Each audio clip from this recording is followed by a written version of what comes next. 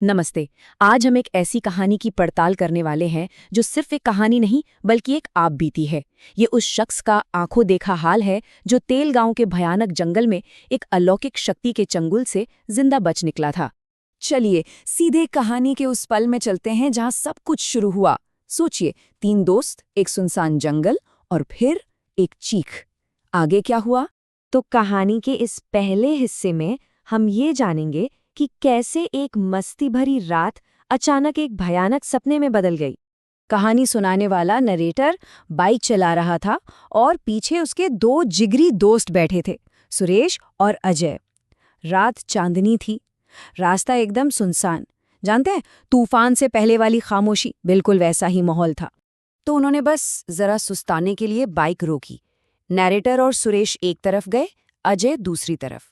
जब वापस लौटे तो अजय गायब था।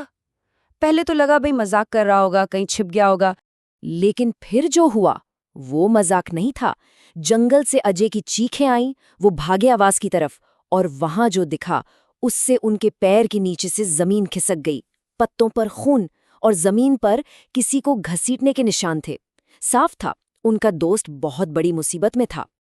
अब सोचिए उनकी हालत। घबराहट में वो उन निशानों के पीछे पीछे जंगल में और अंदर घुसते चले गए, और वो निशान उन्हें एक ऐसी जगह ले जाकर रुके जहां दिन में भी कोई जाने की हिम्मत न करे। एक पुरानी 2 मंजिला लकड़ी की हवेली, बिल्कुल वीरान।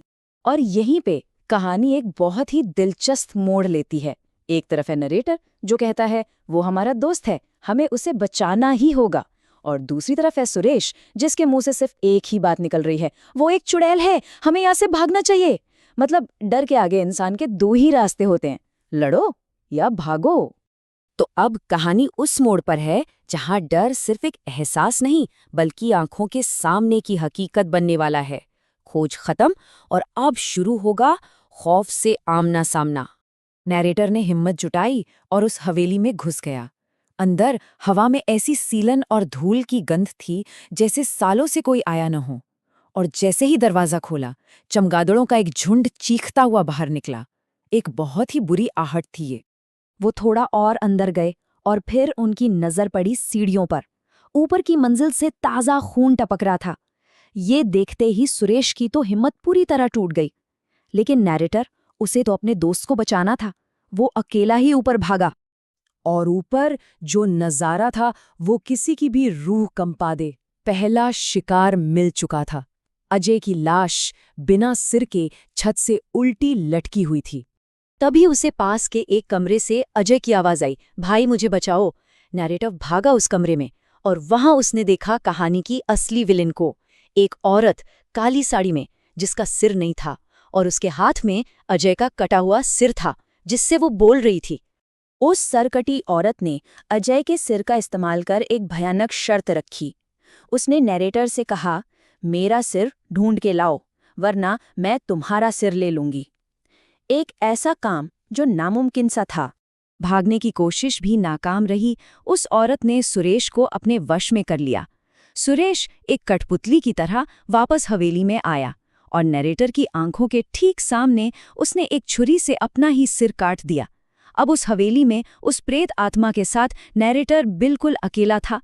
अब यहाँ से कहानी सिर्फ डर और खौफ की नहीं रह जाती, अब ये एक रहस्य बन जाती है। जिंदा बचना है तो उस प्रेत आत्मा के दर्दनाक अतीत का राज जानना ही होगा। तो उस औरत की आत्मा ने अपनी कहानी बताई। कुछ साल पहले 3 लड़के पानी मांगने के बहाने वहां आए थे, लेकिन उनके इरादे बहुत गंदे थे। उन्होंने उस पर और उसके पति पर हमला कर दिया, उसके पति को बेरहमी से मार डाला, और फिर नशे में धुत एक लड़के ने उसका भी खून करके उसका सिर काट दिया।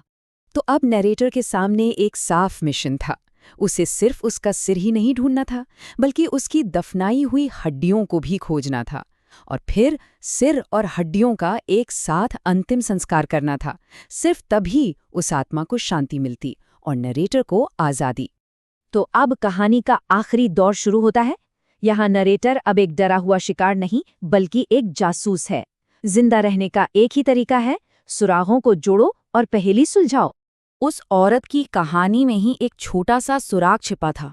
कातिल मछली फ्राई करने की बात कर रहे थे, लेकिन औरत ने बताया था कि उसके पति ने तो सिर्फ एक ही मछली पकड़ी थी जो लड़ाई में जमीन पर गिर गई थी। तो सवाल ये था, वो और मछली कहाँ से लाते? और बस यहीं पर नरेटर का दिमाग चला। अगर उन्हें और मछली चाहिए थी तो जाहिर है वो पास के तालाब पर ही गए होंगे, और बहुत मुमकिन था कि जिस लड़के के हाथ में सिर था उसने सबूत मिटाने के लिए उसे तालाब में ही फेंक दिया हो। बस इसी एक उम्मीद के सहारे वो हवेली के पीछे वाले तालाब पर गया। सोचिए, 2 घंटे तक उसने उस गंदे कीचड़ वाले पानी में खोजा और आखिरकार उसके हाथ कीचड़ में फंसी एक इंसानी खोपड़ी लगी। उसे उस औरत का सिर मिल चुका था। इसके बाद उसने वही किया जो उसे कहा गया था। औरत की बताई जगह से हड्डियां निकाली, खोपड़ी के साथ एक चिता बनाई और अंतिम संस्कार कर दिया। कहते हैं जैसे ही आग की लपटें उठीं, उसकी आत्मा को मुक्ति मिल गई और वो आसमान में विलीन हो गई। उस आत्मा के आजाद होते ही नरेटर भी आजाद हो गया। वो उस जंगल से भागा जितनी तेज भाग सकता था, और उस रात के बाद उसने कभी भी मुड़कर उस जंगल की तरफ नहीं देखा। कहानी तो यहाँ खत्म हो जाती है, पर एक सवाल छोड़ जाती है। अगर कोई उस जगह होता तो क्या करता? जब एक तरफ दोस्ती हो और दूसरी तरफ अपनी जान, तो इंसान क्या चुनता है? अपनी जान बचाकर भाग जाता या दोस्त के लिए किसी भी हद तक चला जाता? सोचने वाली बात है।